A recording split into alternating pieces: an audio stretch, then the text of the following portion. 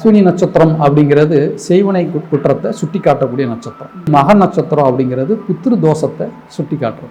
மூல நட்சத்திரம் அப்படிங்கிறது தெய்வ குற்றத்தை சுட்டி காட்டுறது. சுக்கிரன் அஸ்வினி மகம் மூலத்தில் இருந்தார் அப்படின்னா கன்னி பெண்கள் சாபமோ இல்லை கர்ப்பிணி பெண்கள் சாபமோ இல்லை அவங்களோட துர்மரணமோ கண்டிப்பாக இருக்கும். அதோட தன்மையினால தான் இவங்களுக்கு குழந்தை பாக்கியமும் தடைப்படும் அப்படின்னு சொல்லலாம். இதை ஃபஸ்ட்டு நிவர்த்தி செய்யும். அப்போ ஒரு விநாயகர் கோவிலை பிடிக்கும். ஆனால் அந்த கோயில் நித்தமும் ஒரு பிராமணன் பூஜை செய்யக்கூடிய கோயிலாக இருக்கும். அந்த கோயிலுக்கு ஒரு வெள்ளிக்கிழமை போய் அந்த விநாயகருக்கு ஒரு அரும்பல் மாலை 7 நெய் விளக்கு ஏற்றி அந்த விநாயகரை 20 சுத்து பிரதட்சணமாக சுத்தம். நல்ல ஆத்மார்த்தமாக யார் செய்கிறாங்களோ நிச்சயம் அவங்களுக்கு அதுக்கு ஒரு நல்ல வழி கிடைக்கும். அதே மாதிரி 20 வெள்ளிக்கிழமை தொடர்ச்சியாக பண்ணணும். இது ஆணுக்கு இருந்தாலும் சரி பெண்ணுக்கு இருந்தாலும் சரி.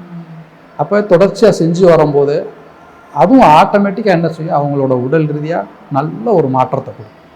அது மட்டும் இல்லாமல் அவங்களுக்கு ட்ரீட்மெண்ட் மூலம் தான் கிடைக்கணும் அப்படின்னு இருக்குதுன்னா அதுக்கு உண்டான ஒரு வைத்தியர் டாக்டரை அதை அடையாளம் காமிச்சு அப்போ அதன் மூலமாக அவங்களுக்கு குழந்தை பாக்கியத்தை கொடுக்கும்.